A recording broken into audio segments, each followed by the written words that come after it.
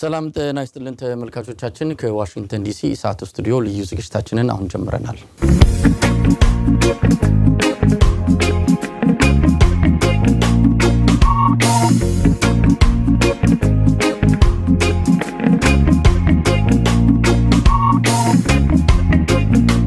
በዛሬው ዝግጅታችን የኢትዮጵያ የጤና ስርዓትና ኮሮና ቫይረስ በሚል ርዕስ ያዘጋጀነውን ውይይት እንድትከታተሉ ምንጋብዘው ለዚህ ውይይት ሁለት ባለሙያዎችን ጋብዘናል ዶክተር አለማየሁ ደሳለኝና መሳይ ደግፌ ይባላሉ እንድትከታተሉ እንጋብዛለን ሁለታችሁንም ከልብ አመሰግናለሁ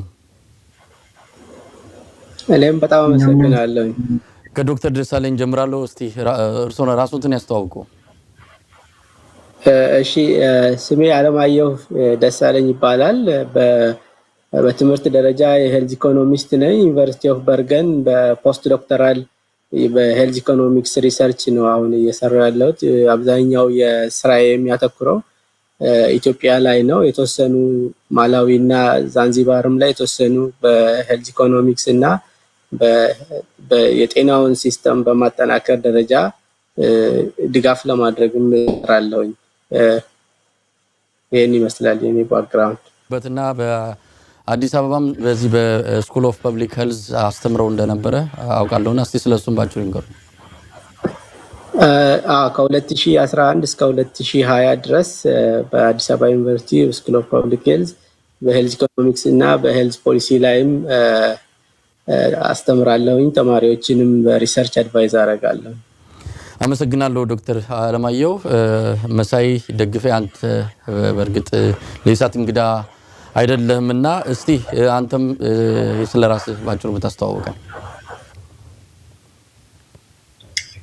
ጥሩ አመሰግናለሁ መሳይ እንግዲህ ስሜ መሳይ ደግፌ ይባላል ኢትዮጵያ ያለው ወለጋ ዩኒቨርሲቲ አስተማሪ ነበርኩኝ ከዛ በኋላ የጤና ጥበቃ ሚኒስቴር ከኢትዮጵያ ፐብሊክ ሄልዝ ኢንስቲትዩት ጋር አጠቃላይ የሀገሪቱ የጤና ተቋማት የሚዳስስ ጥናት ይሰራ ነበር ሲሰራ የዛ ጥናት አማካሪ ሆኜ ሰርቻለሁ ከ2014 ጀምሮ ወደ ዩናይትድ ስቴትስ ሙቭ አርጌ በተለያየ በኤችአይቪ ፕሮግራም ላይ እሰራለሁ አሁን ለዲስትሪክት ኦፍ ኮሎምቢያ ገቨርንመንት ፐብሊክ ሄልዝ አናሊስት እና ዴታ ሳይንቲስት ሆኜ ነው ማገለግለው የትምህርት ደረጃዬ ማስተር ኦፍ ፐብሊክ ሄልዝ ከዩኒቨርሲቲ ኦፍ ጎንደር በ2011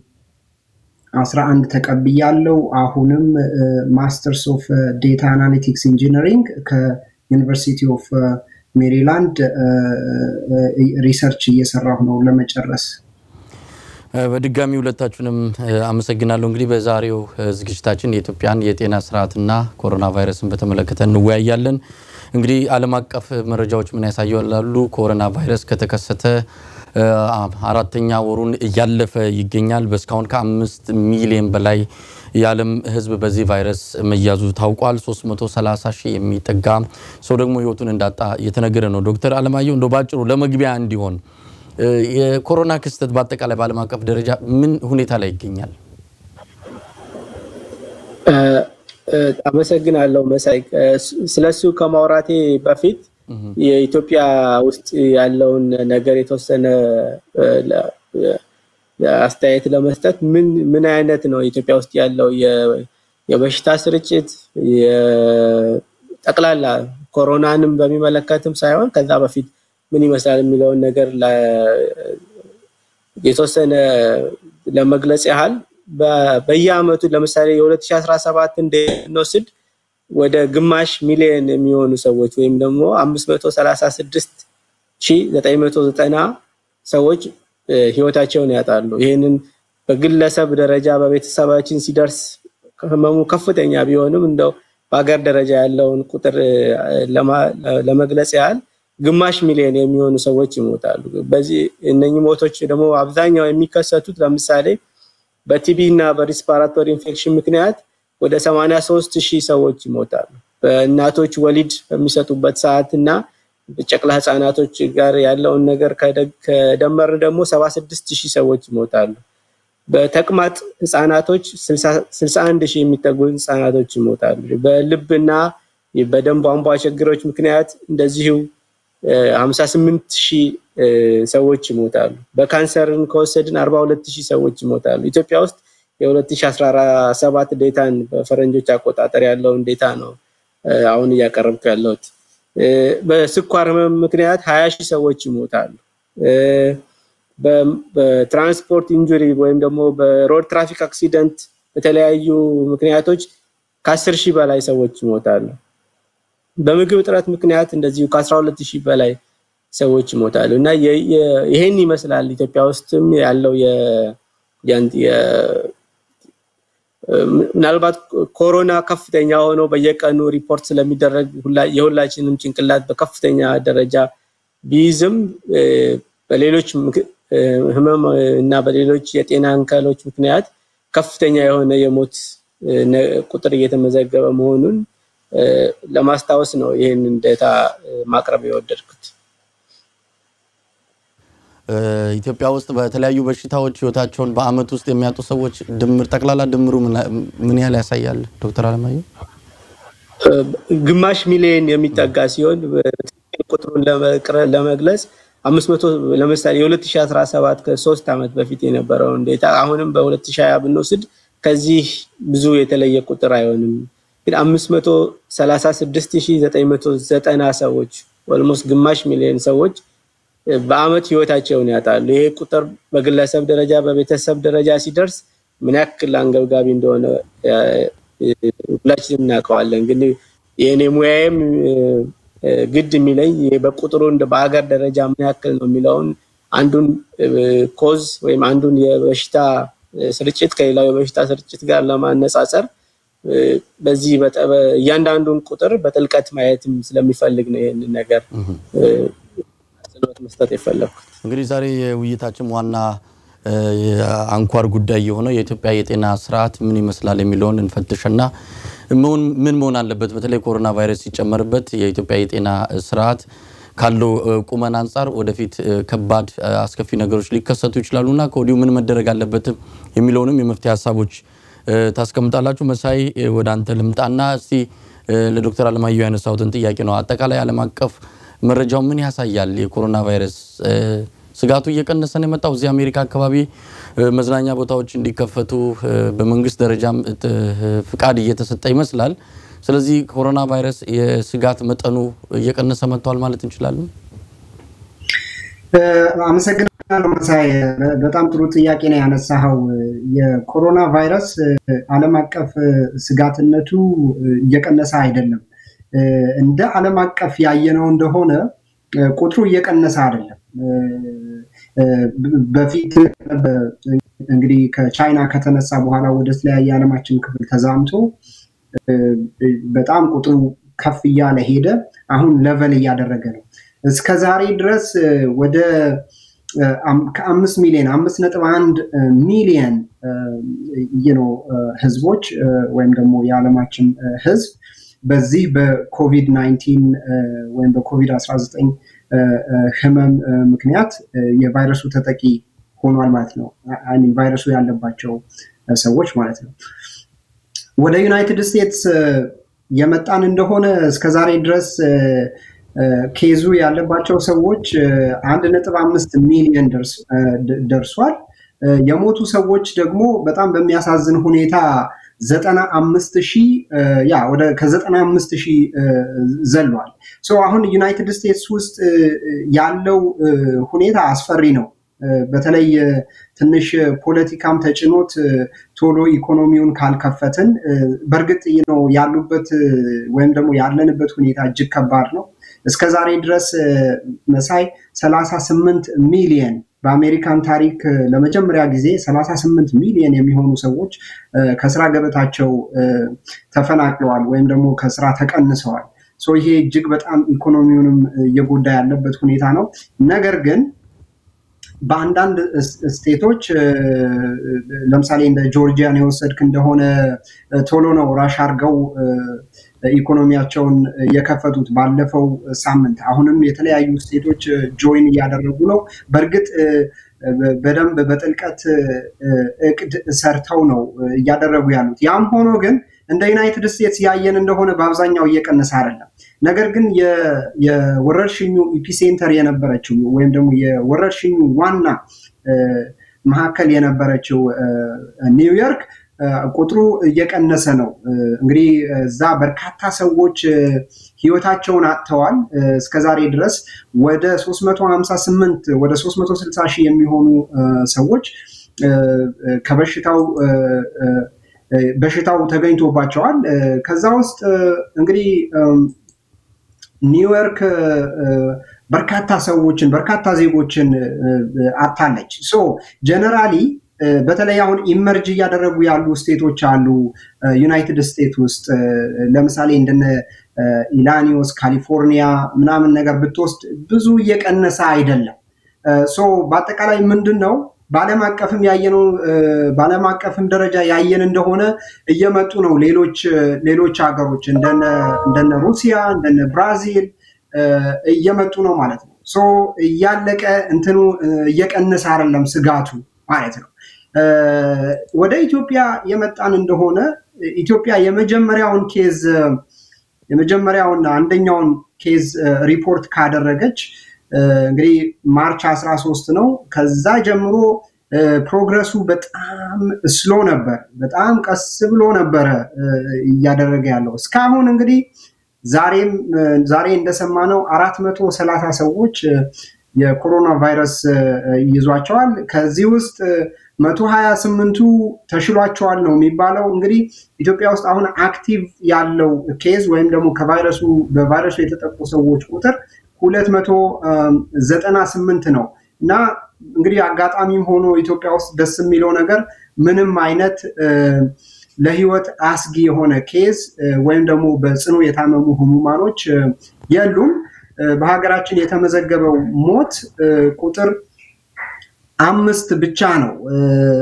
ስለዚህ የሀገራችን እንትን እየጨመረ ነው። ደግሞ በወረርሽኝ ዓለም ውስጥ ዘግይቶ የሚጨምር ቁጥር ሁሌም አሳሳቢ ነው። አሁን አንዳንድ ሀገሮች ቁጥሩን እየቀነሱት ነው። እዚህም እንደምናየው እንደነ ኒውዮርክ ቁጥሩን እየቀነሱት ነው።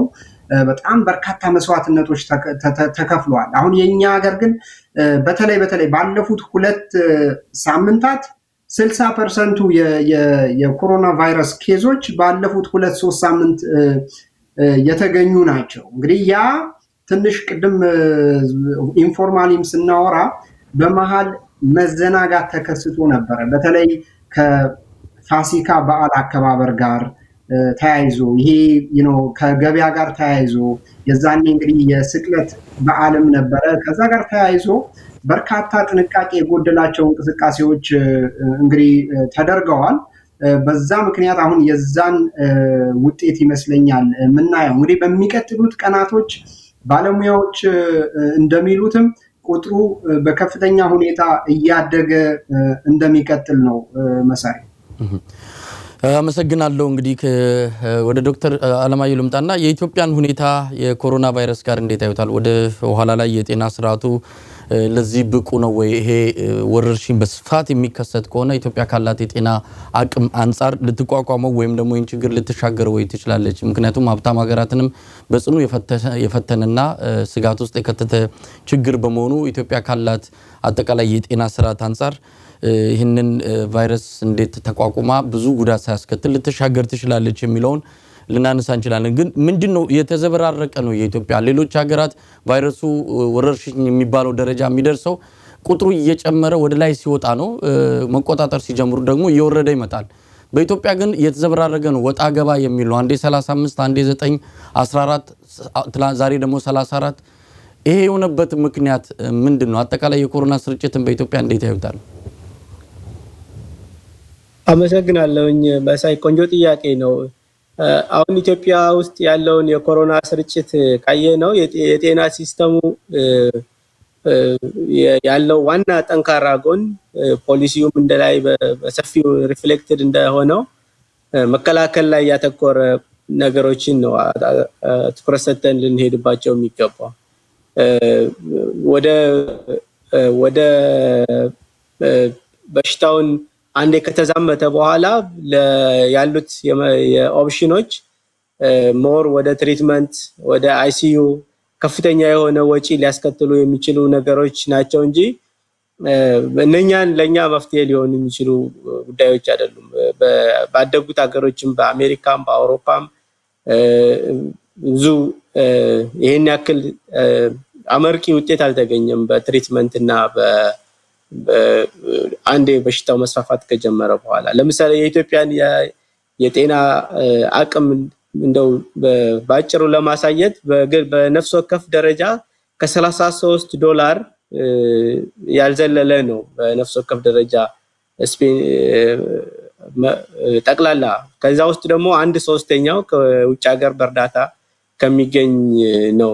እንደዚሁ ደግሞ 1/3 ደግሞ እንደዚሁ ግለሰቦች ከምግባቸው ወይም ለልጆቻቸው ትምህርት ቤት ወይም ለሌላ ጉዳይ ሊያወጡት ከሚችለው ላይ ቀንሰው የሚያወጡት ነገር ነውና ይሄንን ግምት ውስጥ ካስገባን ጠንክረን ከመከላከልና ስርጭቱ ከመስፋፋቱ በፊት የምናደርገው ነገር ነው መፍትሄ ሊሆነን የሚችለው። አመሰግናለሁ።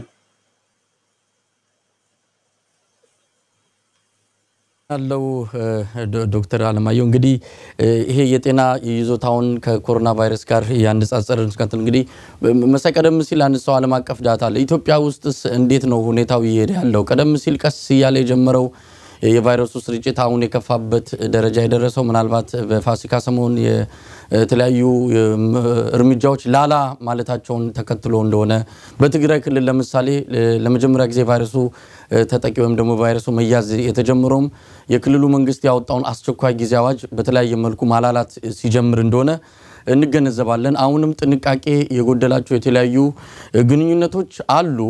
ቫይረሱ እንደዚህ ቁጥሩ ከፍ ይያለም ሲመጣ ጥንቃቄ ጉድለቱ አብሮ ጎን ለጎን እየተቀረፈ መምጣት ሲገባው የበለጠ መዘናጋቱ እንዳለ ነው የምንረዳው።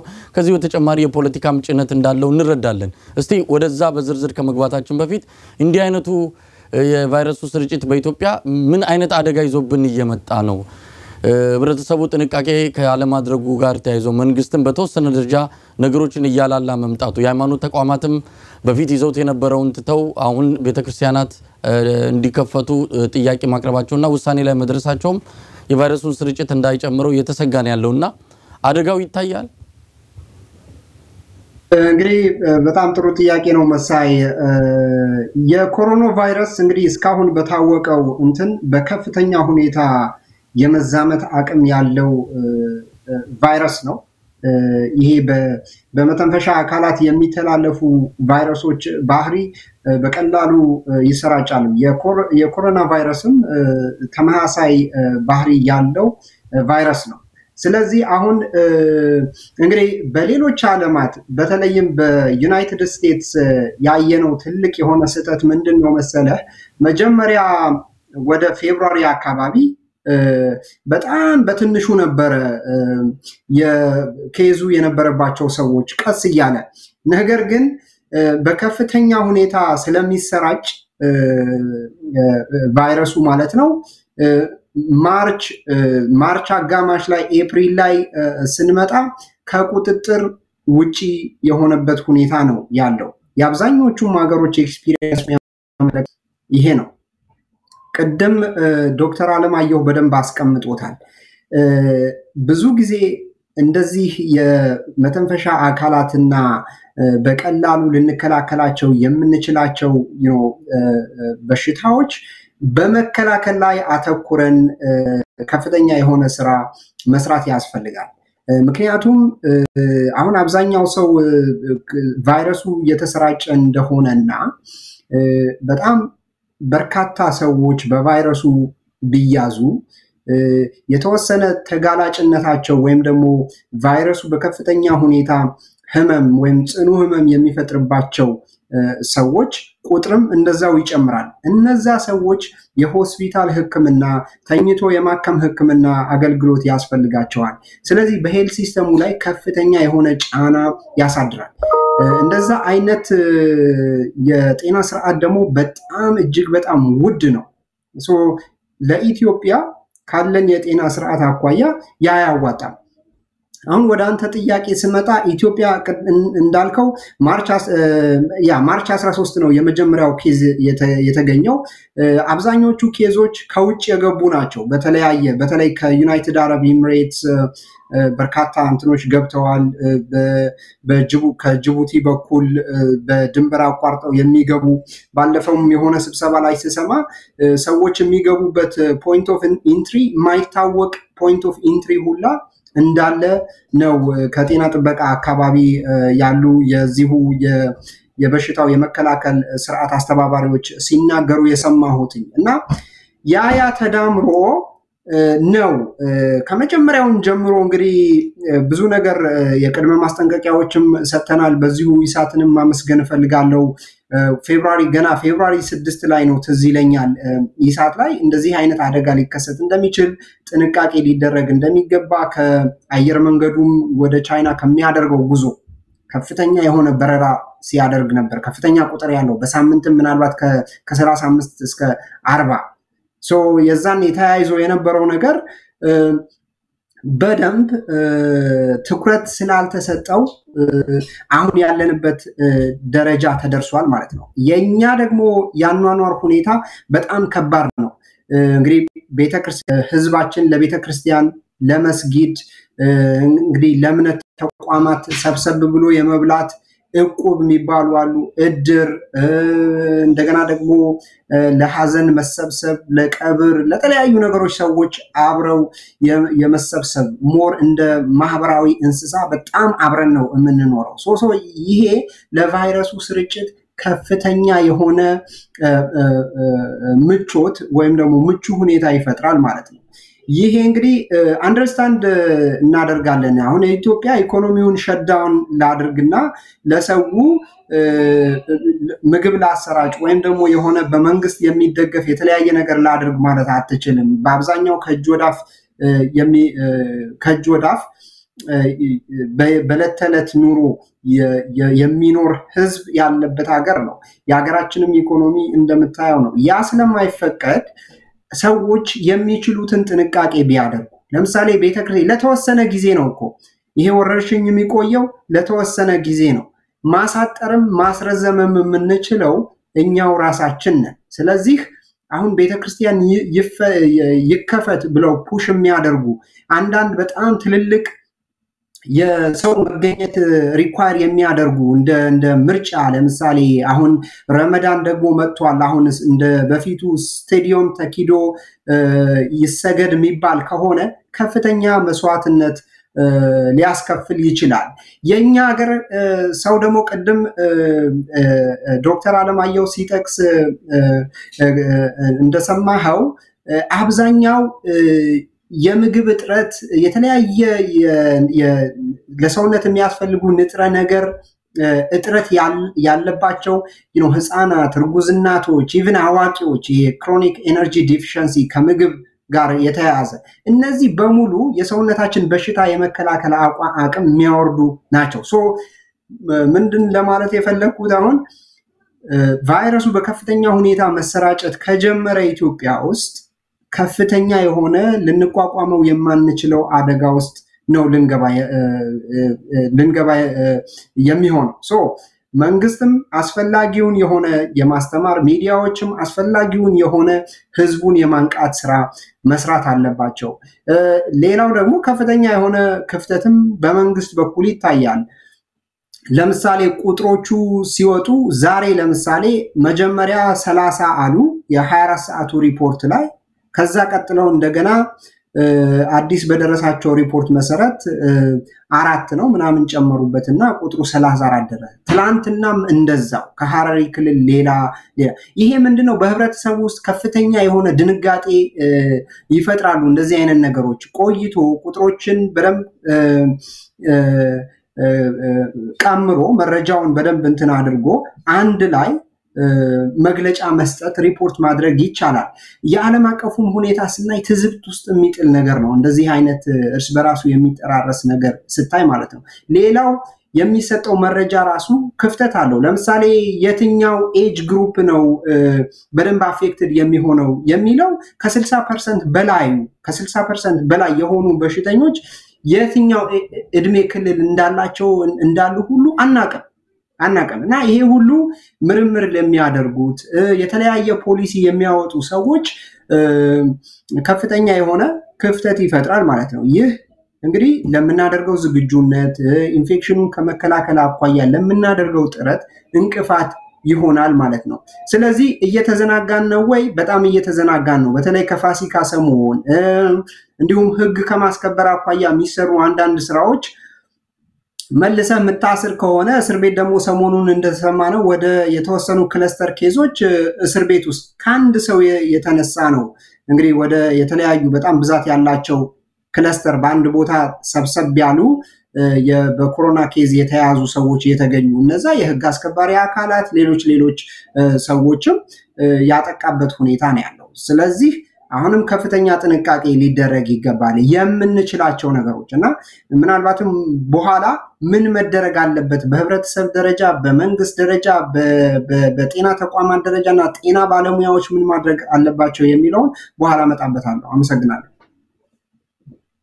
ዶክተር አለማየሁ እንግዲህ የኢትዮጵያ የቫይረሱ ለመከላከል እየወሰደችው ያለችው እርምጃ በዓለም ላይ የተለያዩ ሞዴሎች አሉ። ደቡብ ኮሪያ ይጠቀሳል። በተለይ ምርመራ ላይ ያተኮረ አካሄድ ነበር ሲከተሉ የነበሩት። ሌሎች ሀገራት ደግሞ በአብዛኛው ይሄ ሎክዳውን የሚባለው በከፊልና ሙሉ በሙሉ በመዝጋት ቫይረሱን ስርጭት መከላከል የሚል ነገር አለ። እነ ጀርመንም የራሳቸው የሆነ ስትራቴጂ ነው ሲከተሉት የነበርና ኢትዮጵያ በምን ሁኔታ ነው የትኛውን ነው እየተከተለች ማለት ይቻላል? እንደሚታየው ሁለቱንም አንድ ላይ በማድረግ ቫይረሱን ለመከላከል ጥረት እየተደረገ ያለ መሆኑን መታዘብ ይቻላል። ከ75000 ሰዎች በላይ ነው መመርመር የተቻሉት። በርግጥ ቁጥሩ አነስተኛ ነው፣ ነገር ግን በየጊዜው የመመርመር አቅሙ እያደገ እንደመጣ እያየን እንገኛለን። በአንዳንድ ቦታዎች ላይ ገደብ እንደተጣሉ ነው፣ ትምህርት ቤቶች እንደተዘጉ ነው። ስለዚህ ሁለቱንም አይነት መንገዶች ያፈራረቁ ወይም አንድ ላይ በመጠቀም ቫይረሱን ለመከላከል ጥረት እየተደረገ ነው። እንዴት ግን ገመገሙት? ውጤታማ ነው ማለት እንችላለን? በጣም ቆንጆ ጥያቄ ነው እና አሁን የኢትዮጵያ ውስጥ የተተገበሩ ያሉትን የመከላከያ መንገዶች ካየናቸው ሌላ ሀገር ላይም በደብሌቸውም ከዚህ በፊትም እንደዚህ አይነት ፓንደሚክ መርስ ሳርስም ባጋጠመ ጊዜ ይተገበሩ የነበሩ የመከላከያ መንገዶች ናቸው። ለምሳሌ አንደኛው አንተ እንደተጠቀስከው ሰዎች ከሰዎች ጋር ኮንታክት እንዳያደርጉ ዲስታንስ የሚፈጠር ቫይረሱን በቀላሉ ኮንቴን ማድረግ ይቻላል። ከዛ በተጨማሪ የመተንፈሻ አካላቸውን የሚሸፍኑ ከሆነ በቅርበት ግንኙነት በሚኖርበትም ጊዜ በከፍተኛ ደረጃ መቀነስ ይቻላል።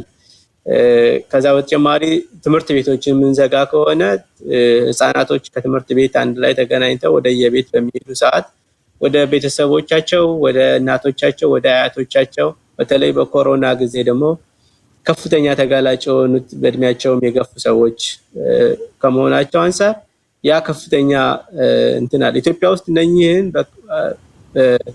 በከፊልም ግማሾቹን ደግሞ በሙሉ ለሙሉም ለመተግበር ሙከራ ተደርጓል። ለምሳሌ ሎክዳውንን ብንወስድ ፓርሻል ሎክዳውን ነው የኢትዮጵያ መንግስት የወሰደው እርምጃ።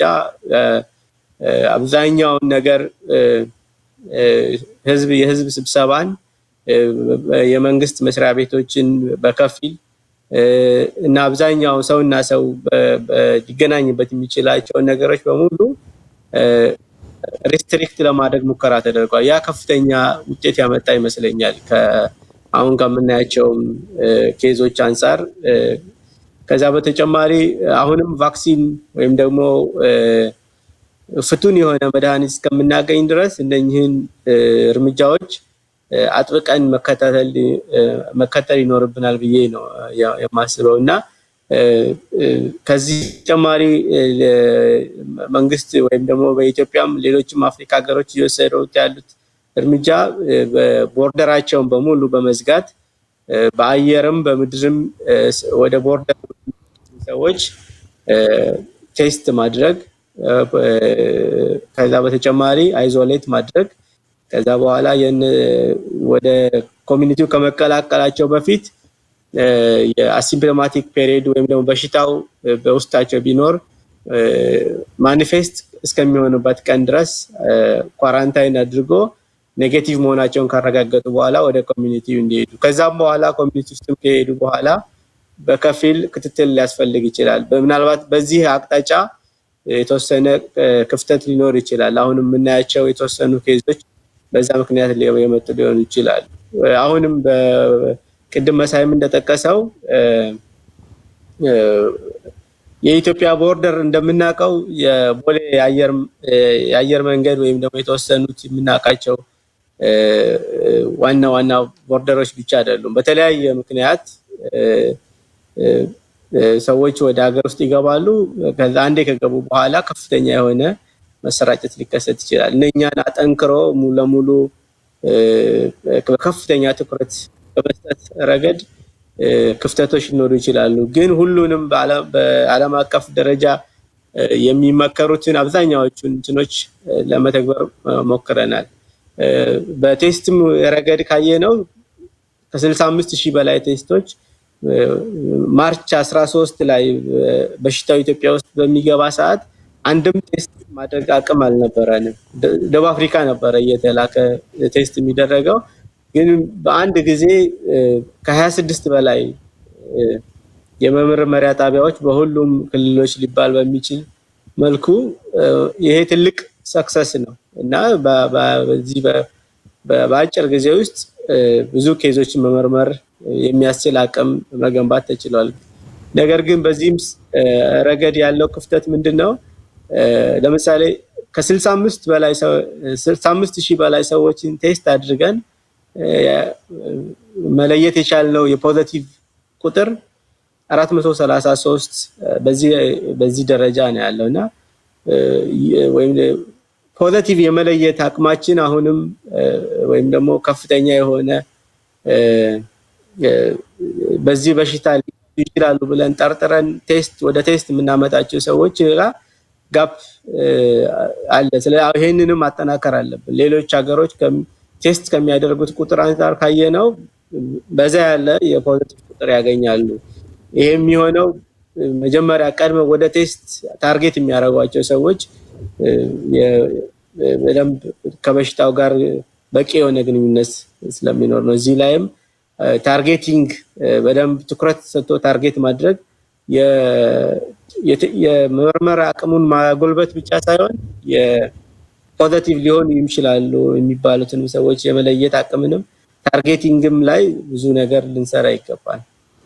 አዎ ዶክተር አለማየሁ እንግዲህ ወደ ጤና ይዞታው ስንመጣ በተለይ ኢትዮጵያ ሰኔ መጨረሻና ሐምሌ መጀመሪያ ላይ ፒክ ይደርሳል ተብሎ ከትንበያ ወይም ደግሞ በተለያዩ የጤና ባለሙያዎችና በመንግስትም ደረጃ የታመነበት ነው። በዛን ወቅት ላይ ከፍተኛ መጠን ላይ ይደርሳል ነው። አሁን ባለን የጤና ይዞታ ያንን እንቋቋማለን። ወደ ኋላ ላይ እንመጣለን። ምክንያቱም በሰፊው በዚህ በኢትዮጵያ የጤና ይዞታ ስርዓት ላይ ልምድም ስላለ ስለሚያውቁትም ወደዛ እንመጣለን።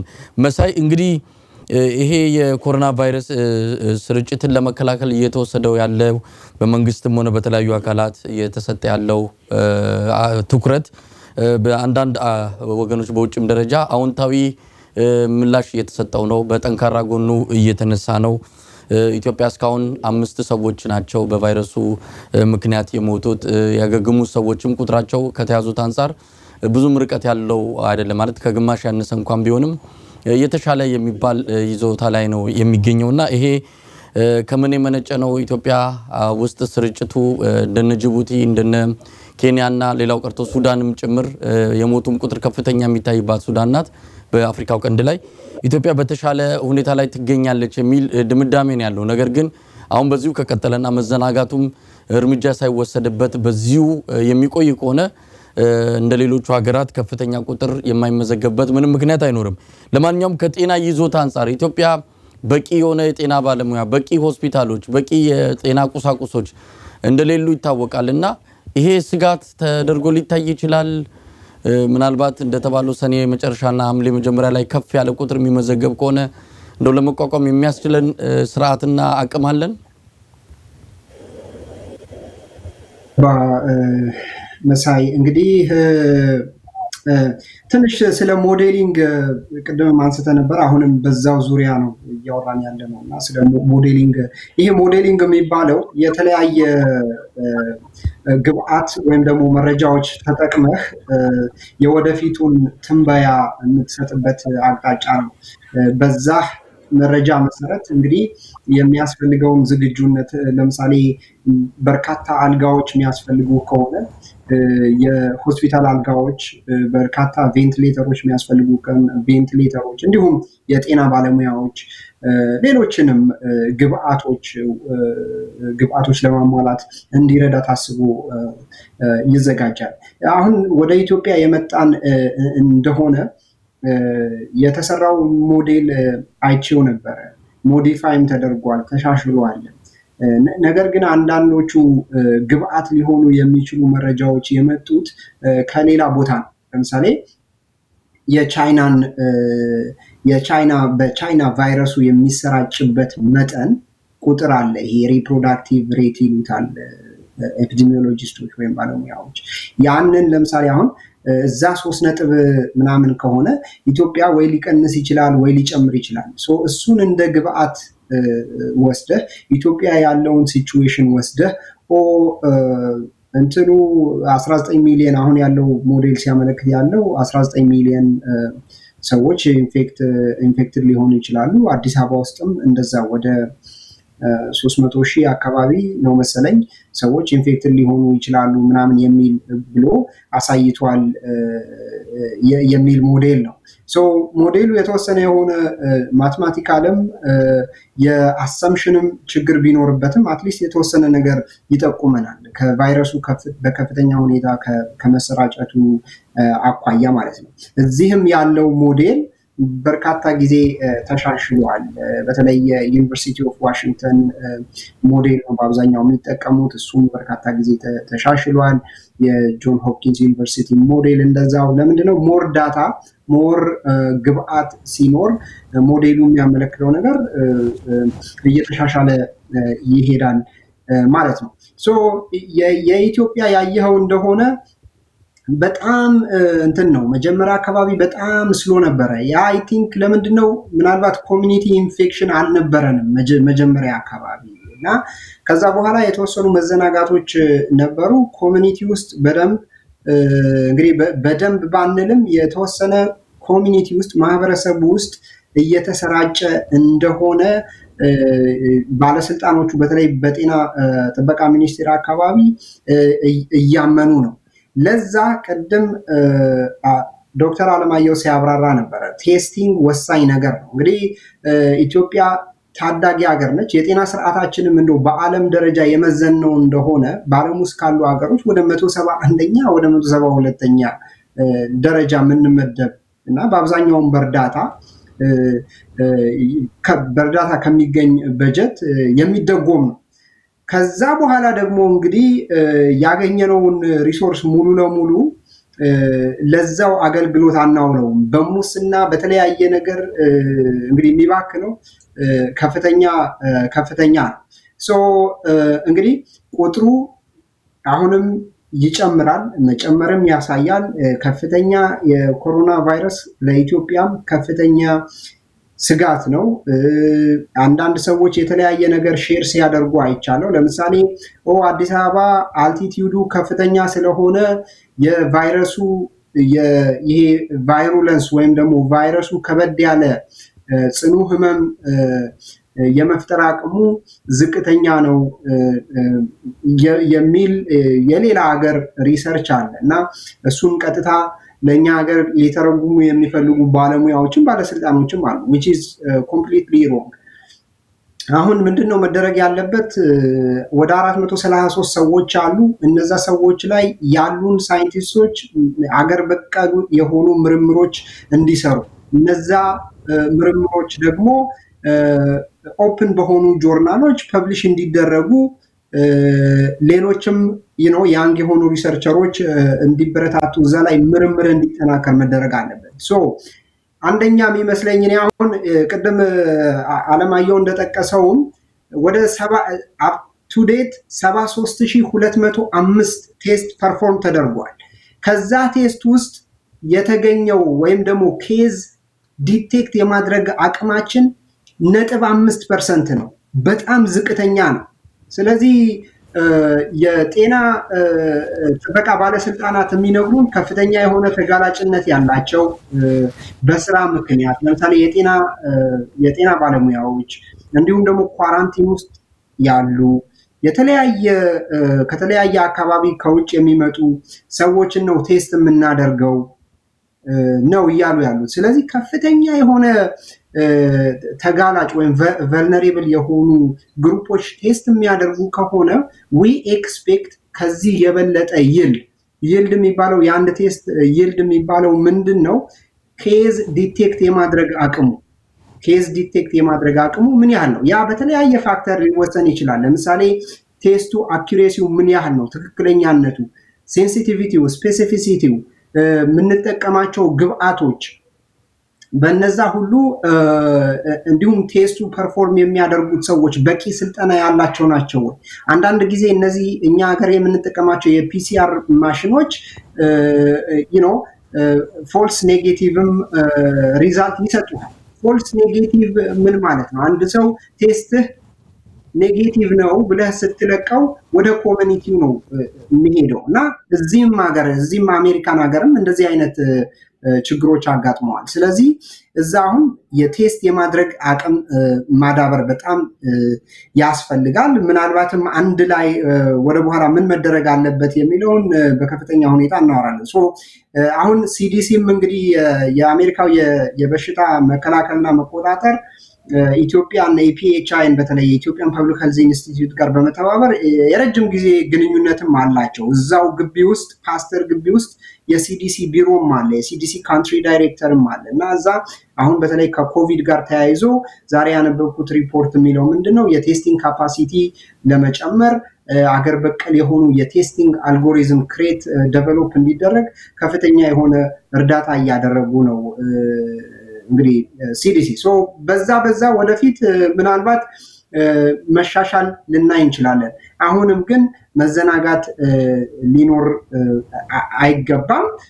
ለሀገራችን የሚስማማ ኢንተርቬንሽን ሞዴል ያስፈልጋል ማለት ነው። በተለይ መከላከል ላይ ያተኮረ መሆን አለበት። ቅድም አንተ እንደጠቀስከው መሳይ አሁን እየተከተልን ያለው ሞዴል ድብልቅ ሞዴል ነው። እንግዲህ ስራ መስራት ከቤቱ ሆኖ መስራት የሚችለው የመንግስት ሰራተኛ የኢንተርኔት አክሰስ ያለው ከቤቱ ሆኖ ይሰራል። አሁን ባለው ሁኔታ የዩኒቨርሲቲ ተማሪዎችም ከቤት ናቸው which is good። ግን በዚህ መልኩ መቀጠል እንችላለን ወይ አገራችን ካላት አቅም አኳያ የሚለው ጥያቄ ምልክት ውስጥ ይገባል። ስለዚህ እንደ ሀገር ምን መደረግ አለበት የሚሉትን በኋላ እናነሳለን መሳይ።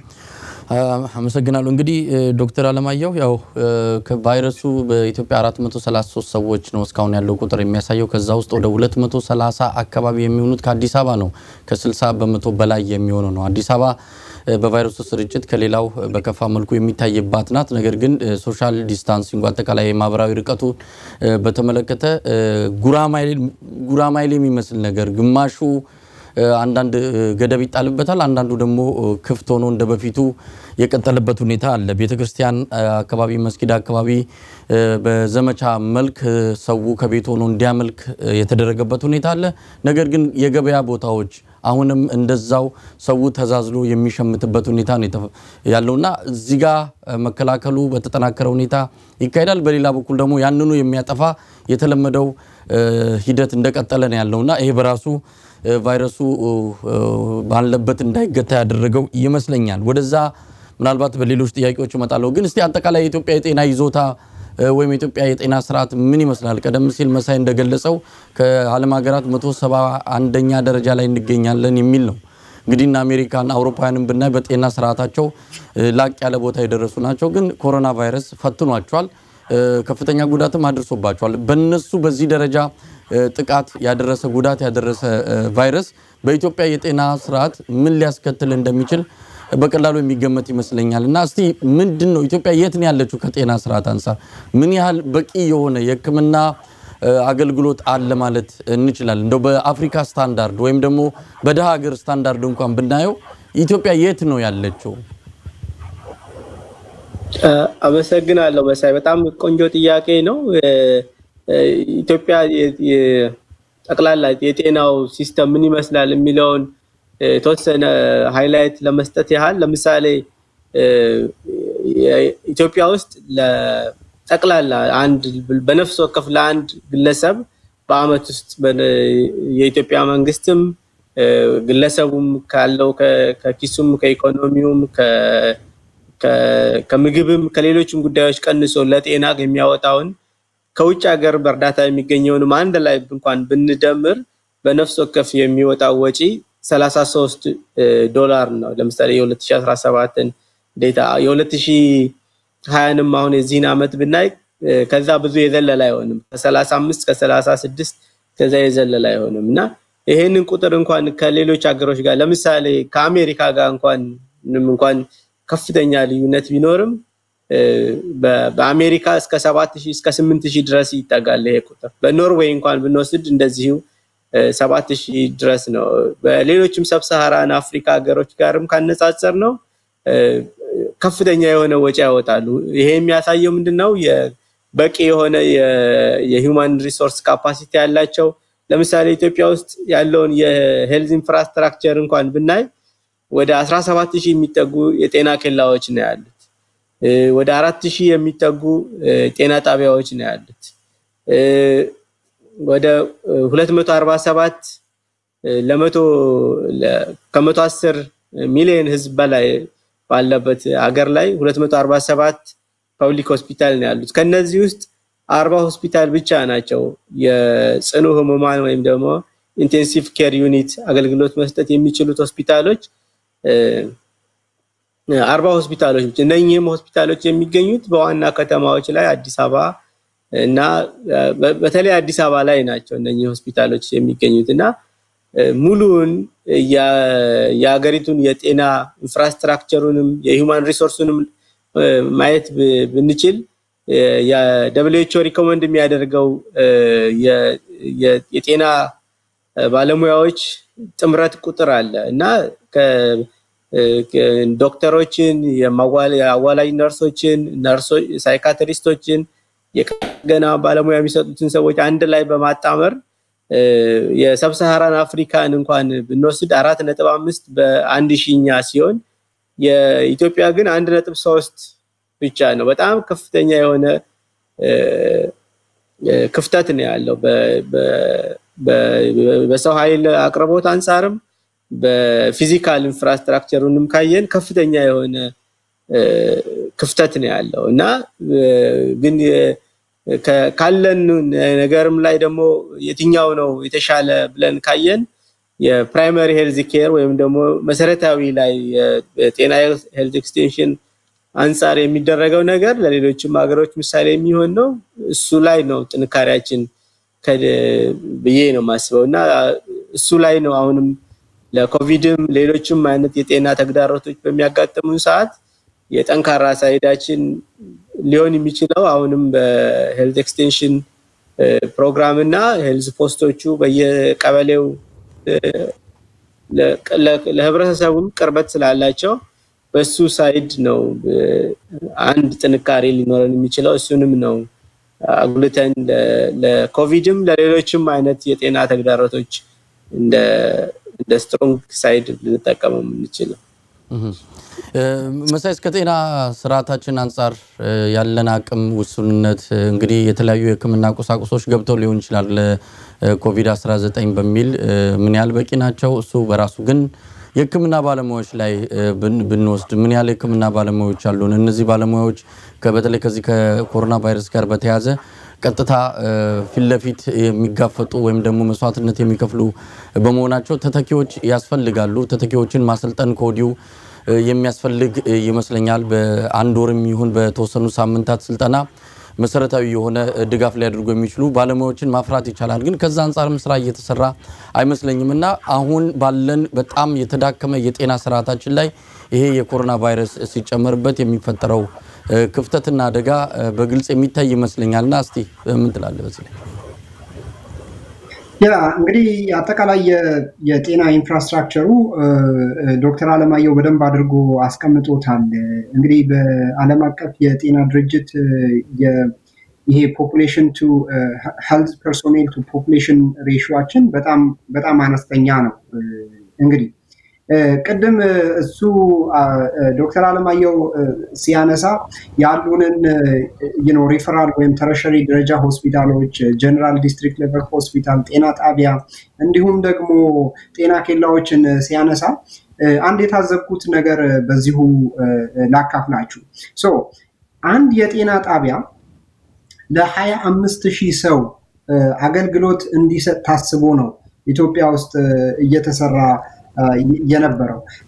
በስሩ 5 የተለያዩ የጤና ኬላዎች ይኖሩታል። እነዛ የጤና ኬላዎች እያንዳንዳቸው 5,000 ህዝብ የአካባቢውን ሰው አገልግሎት እንዲሰጡ ነው የታሰበው እና እነዚህ የራሳቸው አንዳንድ የጤና ኤክስቴንሽን ይኖራቸዋል እና በዛ ረገድ ጥሩ ተሰርቷል። ነገር ግን እነዚህ የጤና ተቋማት ውስጣቸው ብትገባ መሰረታዊ የሆኑ መገልገያ ቁሳቁሶች የሌላቸው፣ በባለሙያ ያልተደራጁ፣ አንዳንዶቹ እኔ እስከዛሬ ድረስ ኢቭን ፒክቸራቸው ሁላ አለኝ። ጤና ኬላዎቹ ፈርሰው የፍየል ማደሪያ ከብቶች ፀሐይ ሲያቃጥላቸው የሚያርፉበት ምናምን ነገር ሆኗል። አብዛኛው የገጠሪቱ ክልሎች እኔ ዞሬ ስላየሁት ማንም ሰው የሚመሰክረው ነገር ነው የምናገረው። እንግዲህ ለዛ ለእነሱን ለመገንባት ከፍተኛ የሆነ የሀገሪቱ ባጀት ተመድቧል። ከፍተኛ የሆነ ሪሶርስ ፈሷል። አሁን በቂ እንትን አለን ወይ? በቂ ሪሶርስ አለን ወይ? ይሄ የኮቪድ አስቀድመን አሁን ባለበት ማቆምና ስርጭቱን መክታት ካልቻለን የሚለው ምንም ጥያቄ አይደለም። የለን እንዳልኩ ህዝባችን በከፍተኛ ሁኔታ ሊያልቅ ይችላል። በጣም አደገኛ ሁኔታ ሊፈጠር ይችላል። ይሄ እንግዲህ ሟርት አይደለም። የህብረተሰብ ጤና ባለሙያዎች አንደኛ የሚሰሩትን ስራ ይሄ አንደኛ እንደዚህ አይነት አደጋዎች ሊከሰቱ ሲችሉ መረጃ መስጠት፣ እንደዚህ አይነት አደጋዎች ያንን ምርምር ሰርቶ ማቅረብ፣ ፖሊሲዎችን ኢንፎርም ማድረግ ነው። ለዚህ ጥሩ ታስክ ፎርሶችን ኢትዮጵያ ውስጥ አቋቁመዋል። በደንብ ከአዲስ አበባ ዩኒቨርሲቲ፣ ከጎንደር ዩኒቨርሲቲ እንደገና ደግሞ ፐብሊክ ሄልዝ ኢንስቲትዩት ኦፍ ፐብሊክ ሄልዝ የሚባል አዲስ ኮንቲኔንታል የሚባል የግል ተቋም አለ። ከነዛ የተውጣጡ ትልልቅ ጭንቅላት ያላቸው ሰዎች የሚሳተፉበት ታስክ ግሩፕ አለ። እነሱ ሪከመንድ የሚያደርጉትን ሜዥር በደንብ አድርጎ ተግባራዊ ይደረጋሉ ወይ? ፖለቲካል ኢንፍሉዌንስ የለውም ወይ? እነዚህ ጥያቄዎች ናቸው እና አንዳንድ ነገሮች ላይ ፖለቲካል መዋቅሩ ሁላ እንደተቀየረ ሰምቻለሁ። ለምሳሌ ይሄንን እንትን በበላይነት መምራት የነበረበት በኢትዮጵያ የህብረተሰብ ጤና ተቋም ውስጥ ለዚህ በተለይ የህብረተሰብ ጤና አደጋዎች በሚከሰቱበት ጊዜ የተደራጀ ራሱን የቻለ ክፍል አለ። በበላይነት የሚያስተባብሩት ምናምን እነሱ ናቸው። ነገር ግን አሁን መግለጫ የምትሰማው በፖለቲካል ሌቨል ነው። አይ ቲንክ የሌሎችም ሀገሮች ሞዴል ለመከተል ሊሆን ይችላል። ነገር ግን አይ ቲንክ ሞር ኦፍ ለባለሙያዎቹ ቢተው እና ባለሙያዎቹ ሪከመንድ በሚያደርጉት ደረጃ ቢኬድበት መልካም ነው እላለሁ። ሌላው ነገር ምንድነው? አሁን እነዚህን ሰዎች እነዚህ በኮሮና የተያዙና የተለዩ ሰዎች ኮንታክታቸው በጣም በርካታ ነው የሚሆነው። አንድ ሰው ከበርካታ ሰው ጋር ግንኙነት ሊኖረው ይችላል። እነዛ ኮንታክት ትሬስ መደረግ መቻል አለባቸው። ኮንታክት ትሬስ ሲደረግ የመረጃ ትይዛለ፣ የእያንዳንዱን መረጃ ኮንታክት ኢንፎርሜሽኑን እነሱ እንደገና ለምሳሌ እኔ በኮሮና ብያዝ እኔ የማገኛቸው ሰዎች አሉ። 20 ሰው ላገኝ ይችላለሁ አይደለም? እኔ ያገኘኋቸው 20 ሰዎች የሚያገኙት ሌላ 20 የተለያየ ሊኖር ይችላል። አሁን እዚህም ሀገር እንደዚህ አይነት ችግር ተፈጥሮ ነበር። ዝም ብለው ቴስት ያደርጉና በደንብ መረጃ ሳይዙ ምናምን ነገር ከዛ በኋላ ፖዚቲቭ የሆኑ ኬዞች ዝም ብለው ተለቆ ቴስት ሪዛልታቸው እንኳን ሳያውቁ የሄዱዋል። ኢትዮጵያ ውስጥ ይሄ ከፍተኛ ችግር ሊፈጥር ይችላል። አንዳንድ አካባቢ እንደውም ዝም ብለው ሄደው ይዘዋቸው ይሄዳሉ ከተመረመረ በኋላ ደግሞ መረጃው በስነ ስርዓት በደንብ ተጠናቅሮ ለባለሙያዎች ጋር አይሄድም የት ራሱ እንደሚሄድ ለምን ደረጃ እንደሚሆን ሪፖርት እንኳን ለማድረግ እነዚህ ተመርምረው የተገኙት ሪፖርት እንኳን እንትን ለማለት ከበላይ አካላት ፈቃድ መገኘት አለበት ይሄ ልክ አሁን ቻይና እየተከሰሰችበት ያለው አይነት ማለት ነው መጀመሪያው ወረርሽኙ ሲከሰት እንደነበረው ማለት ነው ልክ ሲከሰት እንደነበረው በጣም መረጃ ደብቃለች ለምሳሌ ሰው ለሰው የመተላለፍ እድሉ አነስተኛ ነው ምናምን ነገር ብላ ለWHO ሁላ ተናግራ WHO ያንን ብለው ከፍተኛ የሆነ መዘናጋትን ፈጥረዋል አሁን ዩናይትድ ስቴትስ ቻይና የዓለም አቀፍ የጤና ድርጅት ውዝግብ ውስጥ የገቡ በዛ ነው በሌሎችም መረጃዎች ስለዚህ መረጃን በስነ ስርዓቱ መስጠት አለብን የመረጃ ግልጽነት ሊኖር ይገባል ይሄ ከፖለቲካ ውጭ ነው ይሄ የህብረተሰብ ጤና ጉዳይ ነው ስለዚህ አይ ኖ ሪሶርስ አሳይን በማድረጉ በኩል በተለያየ ያው የፖለቲካ ሚና ይኖራል ከፖለቲካ የተገለለ አይደለም ነገር ግን ባለሙያዎቹ ሊድ ያርጉት በጣም በርካታ የጤናኛ በጣም የሚገርምህ ኢትዮጵያ የነዚህ ፐርሶኔሎች ለምሳሌ ዶክተሮች ሃይ ኳሊቲ ያላቸው ዶክተሮች ናቸው ዝም ብለው አይደለም ዳያግኖስቲክ ቴስት እንኳን እንትን የሚያዙት በደንብ አድርገው ሂስትሪ ወስደው አጣርተው ምን ብለው መጨረሻ ላይ ጥርጣሬያቸውን ፕሩፍ ለማድረግ ነው ላቦራቶሪ እንኳን የሚያዙት ማለት ነው እና እነዛ ዶክተሮች አሁን የጤና ባለሙያዎቹ ሌላው ደግሞ ከፍተኛ ችግር የጤና ባለሙያዎች ያናኗር ሁኔታ መሻሻል መቻል አለባቸው የሚሰጣቸው ቦታ ከፍ ማለት መቻል አለባቸው ሴፍቲያቸው የተጠበቀ መሆን አለባቸው ለዛ ወደ ተለያየ ሀገር እየተሰደዱ አሜሪካ ውስጥ እንግዲህ ያሉ የኢትዮጵያውያን ዶክተሮች ብዛት እናንተ የምናቀው ነው በጣም ከፍተኛ የሆነ ቁጥር ያላቸው ትልቅ ጭንቅላት ያላቸው የተለያየ ዩኒቨርሲቲ እኔ ብቻ አብሬ የምሳተፍባቸው በርካታ ዩኒቨርሲቲ ውስጥ የሚያስተምሩ ኢትዮጵያውያን ዶክተሮች እዚህ ናቸው ከሀገራችን ለምንድን ነው የተሰደዱ የራሱ የሆነ እንትን አለ በአጠቃላይ ምንድነው የሰው አቅም የሰው ኃይላችን የጤና ስርዓታችን ደካማ ነው ስለዚህ መከላከሉ ላይ አተኩረን ህዝቡም በደንብ አድርጎ ከጤና አካላት የሚመጡ መረጃዎችን ተግባራዊ በማድረግ ለጊዜው በዛ መሰረት ትግስት አድርጎ ይሄንን አሁን አንድ ላይ የመጣብንን ፈተና አንድ ላይ በጋራ ሆነን ብንወጣ ወደ ነበርንበት ወደ ቀድሞ ወደ ኖርማል የምንመለስበት ጊዜ ብዙ ሩቅ አይሆንም ብዙ ህይወት ዋጋ ሳይከፈል ማለት ነው አመሰግናለሁ ዶክተር አለማየሁ እንግዲህ ቀደም ሲል በመግቢያው ላይ እንደገለጹት ከግማሽ ሚሊዮን በላይ ኢትዮጵያውያን በየአመቱ በተለያዩ በሽታዎች ይሞታሉ ነው እንግዲህ ቁጥሩ ከፍተኛ ነው ነገር ግን ይሄ ኮሮና ቫይረስ ዓለም አቀፍ ስጋት ከመሆኑ ጋር ተያይዞ ወቅታዊ ሆነም የተለያዩ ነገሮች ስለሚነሱ ትኩረቱ ወደ ኮሮና ቫይረስ ሆነ እንጂ ሌሎች ኢትዮጵያውያን ገዳይ የሆኑ በሽታዎች እንዳሉ ቀደም ሲል አንስተዋል እነዚህን በሽታዎች መቋቋም ያቃተው የጤና ስርዓት ነው ያለን ምክንያቱም በዚህ ደረጃ ህይወት ሊጠፋ አይችልም ነበር ጠንካራ የሆነ የጤና ስርዓት ቢኖር በቀላሉ ሊዳን የሚችል በቀላሉ ፈውስ ወይም ደግሞ ህክምና አገልግሎት አግኝተው ህይወታቸው ማትረፍ የሚቻሉ ሰዎች በቀላሉ እየሞቱ እንዳለም መረጃዎች ያመለክታሉና እንደው ምን አይነት አስተያየት ይሰጣሉ በተለይ በዚህ የጤና ይዞታ ኮሮና ተጨምሮበት የከፋ ነገር እንዳይከሰት አሁን ባለን አቅም ምን አይነት መከላከል ዘዴ በንከተል ነው ካለን የጤና አቅም ይዞታ ጋር ተይዘን የሞቱንም ሆነ አጠቃላይ በቫይረሱ የሚያዙ ሰዎችን ቁጥር መቀነስ የሚቻለው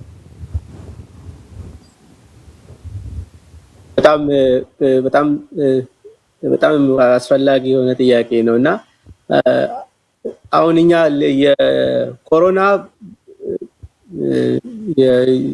በዓለም ላይ ሲከሰት የመጀመሪያው ፓንደሚክ አይደለም ከዚህ በፊት HIV ኤድስ ተከስቷል ከዛ በኋላ ደግሞ በምስራቅ አፍሪካ ሀገራት ላይ በምዕራብ አፍሪካ ሀገራት ላይ የኢቦላ ወረርሽኝ ነበርና አሁን በምዕራብ አፍሪካ ሀገራት ላይ ብናይ በኢቦላ ልክ አሁን ኮቪድ አስጨናቂ በሆነበት ደረጃ ወረርሽኝ በሆነበት ጊዜ በኢቦላ ከሞቱ ሰዎች ቁጥር ይልቅ ክትባት ባለማግኘት የሞቱት የህፃናት ቁጥር በቂ የሆነ የማላሪያ ትሪትመንት እና የመከላከያ አገልግሎት ባለማግኘታቸው ምክንያት የሞቱት የህፃናትና የእናቶች ቁጥር በብዙ ጥፍ የበለጠ ነበር እና አሁንም ከዛ ልንማረው የምንችለው ነገር ቢኖር ምንድነው መሰረታዊ የሆነውን የጤና አገልግሎት አጠንክረን መስራት አለብን። አሁን ግማሽ ሚሊዮን ሰዎች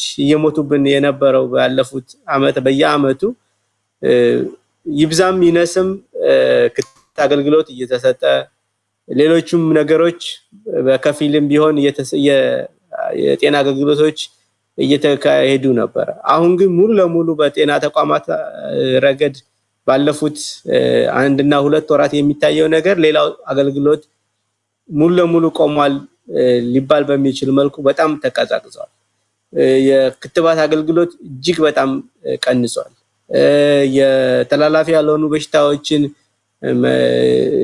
የመከላከልና ለነሱ የሚሰጠው ትኩረት በከፍተኛ ሁኔታ ቀንሷል እና በዚህ አይነት ሙሉ ለሙሉ 100% ትኩረታችንን ኮቪድ ላይ አድርገን ሌላውን ነገር በሙሉ ችላ ምንል ከሆነ ይሄ የግማሽ ሚሊዮን የነበረው ቁጥር በጣም በከፍተኛ ደረጃ የማይጨምርበት ምንም ምክንያት አይኖርም። ስለዚህ ለኮቪድ መስጠት ያለብን ትኩረት ለዛ በደንብ ዳታን መሰረት ባደረገ መልኩ ምን ያክል ነው ይሄን ነገር የሚያስፈልገው የሰው ኃይል ምን ያክል ነው ይሄን ነገር ለመከላከል የሚያስፈልገው የገንዘብ አቅም ተመጣጣኝ የሆነ ለዚህ ምላሽ በመስጠት ሌሎችንም ነገሮች ደግሞ ከእንደገና እንዲ አገልግሎታቸው በደንብ ከዚህ ቀደም በነበረው ከዚህም በተሻለ ተጠናክረው አገልግሎቶቹ እንዲሰጡ ጠንክረን መስራት የሚኖርብን ይመስለኛል። ከፍተኛ የሆነ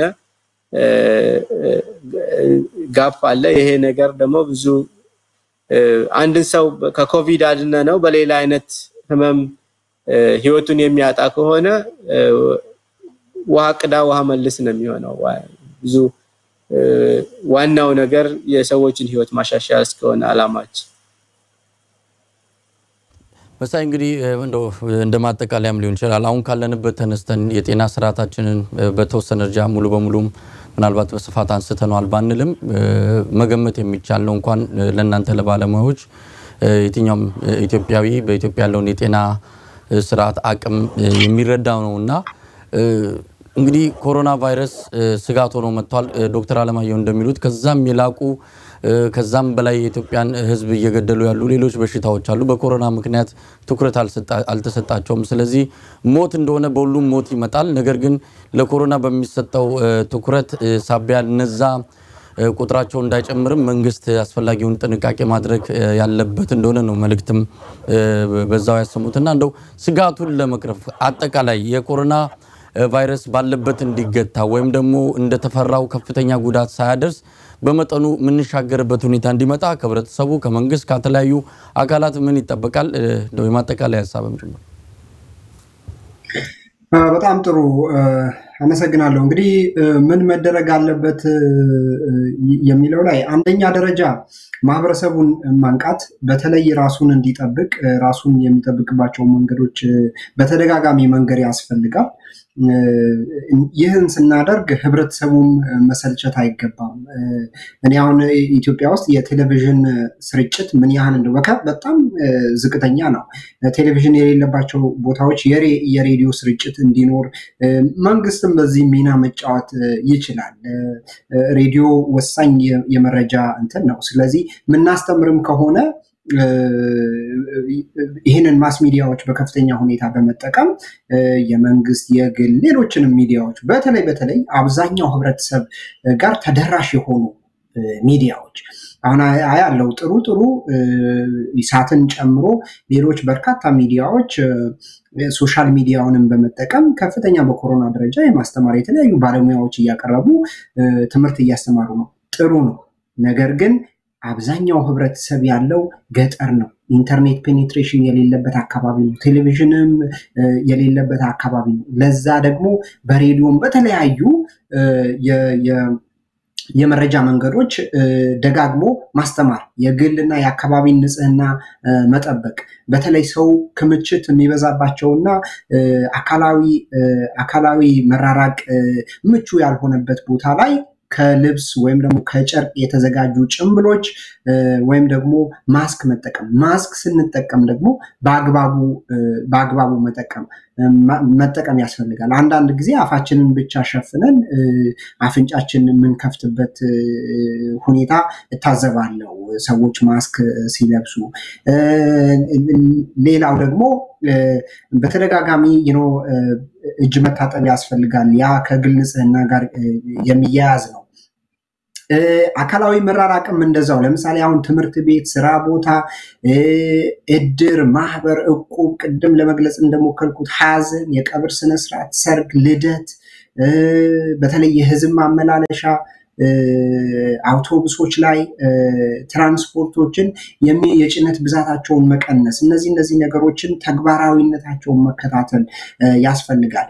ሌላው ደግሞ በዛሬው ሪፖርት አዲስ ተጋላጭ የሆኑ የማህበረሰብ ክፍሎች የተገኙት ምንድነው? የአገር አቋራጭ ትራክ ሹፌሮች አሁን እዛ ላይ በፊትም ችግርም ነበር። አሁን ከዚህ ጋር በመያያዝ ከኤችአይቪ ጋርም ተያይዞ እነዚህ የሀገር አቋራጭ የከባድ መኪና ሹፌሮች ላይ የቫይረሱ የኤችአይቪም ስርጭት ከፍተኛ ነበር። ተመሳሳይ አሁን ዛሬ የተወሰኑ ሹፌሮች ኮቪድ እንደተገኘባቸው ሰምተናል።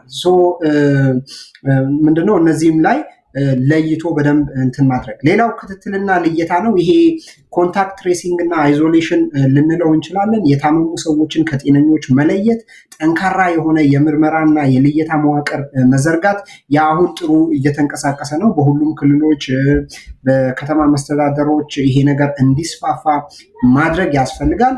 ሌላው ቁልፍ የሆነው ጉዳይ የመረጃ አያያዝና አጠቃቀም ላይ ልዩ ትኩረት ማድረግ፣ መረጃዎች በተጠናከረና ኮኦርዲኔትድ በሆነ ሁኔታ ለሚያስፈልጉ ስቴክሆልደሮች ለህዝብ ይሁን ለባለሙያዎች ለተመራማሪዎች ማቅረብ።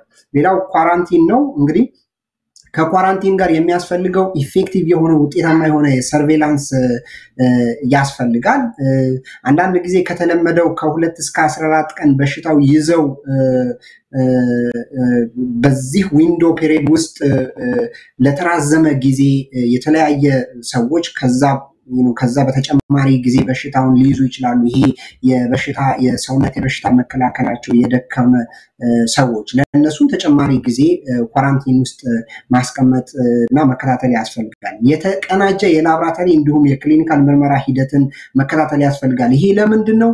አንዳንድ ቴስቶች ፎልስ ፖዚቲቭ ይኖራቸዋል። ያ ደግሞ አደገኛ ነው። ለዛ በምልክትና በሳይን ኤንድ ሲምፕተም በክሊኒካል ዳያግኖሲስም ኬዝ ልየታ ያስፈልጋል ማለት ነው። ሁለቱን ማቀናጀት እጅግ በጣም አስፈላጊ ነው።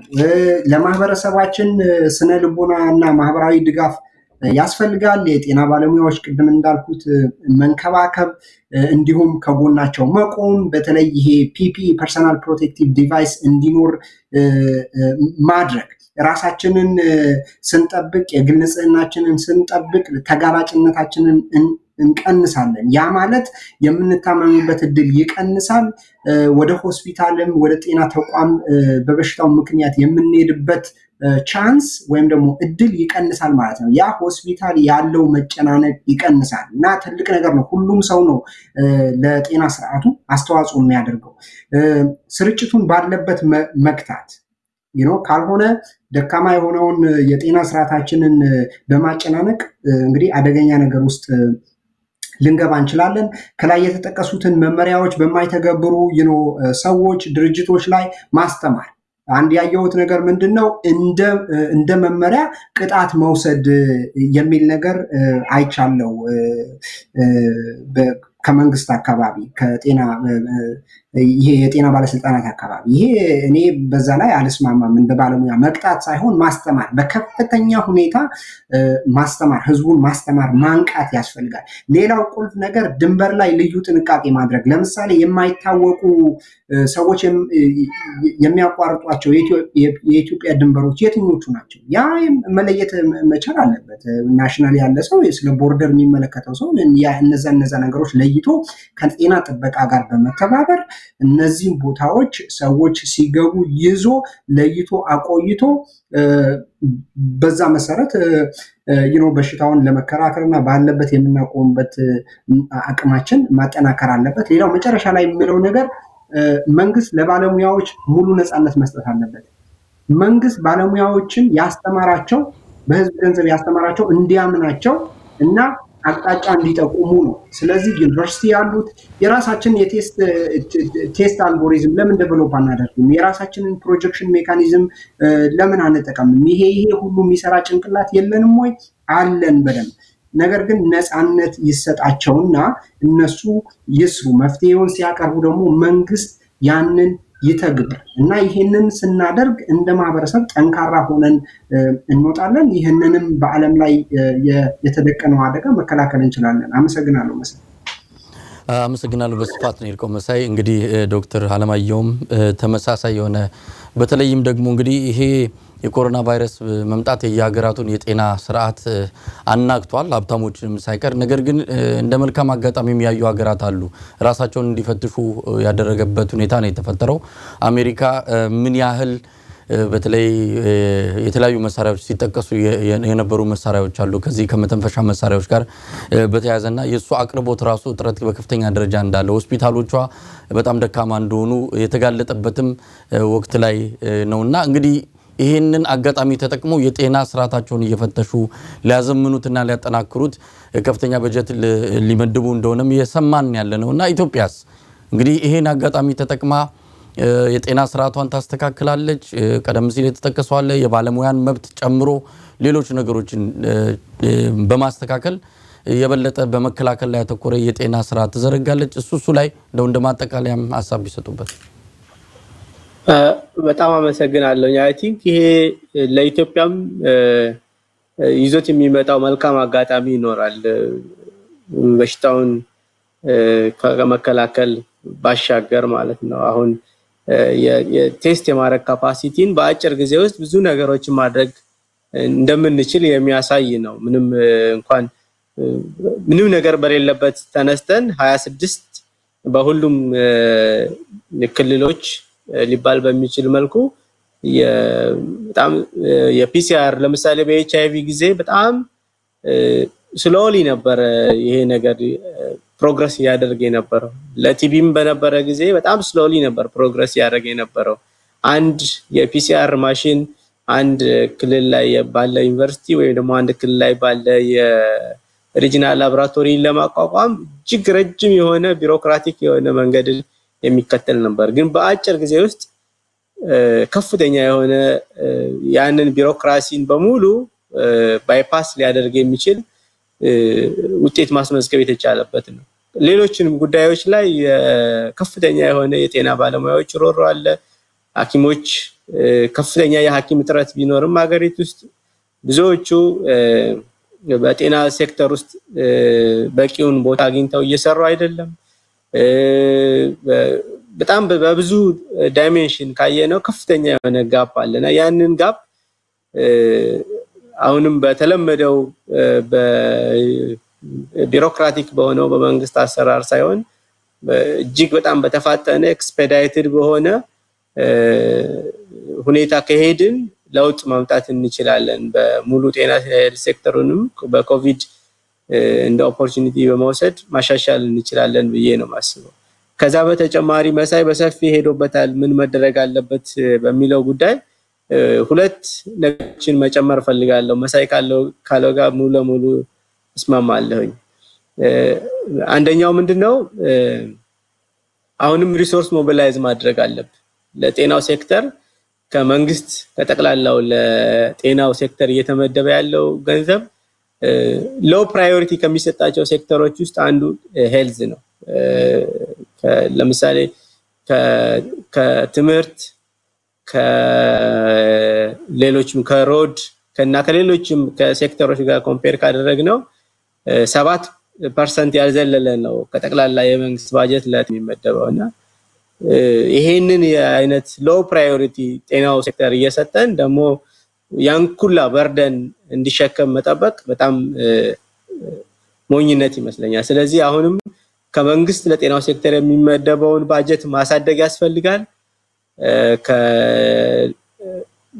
በዋናነት ትኩረት ሊሰጠው የሚገባው ይሄ ነው ለምሳሌ የመኪና ላይ በሚደረገው environmentalን በሚበክሉ ሁኔታዎች ላይ በሚደረገው ታክስ ሊሆን ይችላል ለምሳሌ በቅርቡ የአልኮል እና የቶባኮ ፕሮዳክቶች ላይ የተደረገው ታክስ ሊሆን ይችላል ከየትኛውም ሁኔታ በሚገኝ ተጨማሪ ገቢ ለጤናው ሴክተር ትኩረት በሚሰጥ መልኩ መሆን አለበት 7% ብቻ ከጠቅላላ የመንግስት ባጀት ለጤናው ሴክተር እየሰጠን ያን ኩላ ሸክም እንዲሸከም መጠበቅ የለብንም ከውጪም የሚገኙ ከትላልቅ ዓለም አቀፍ የገንዘብ ተቋማት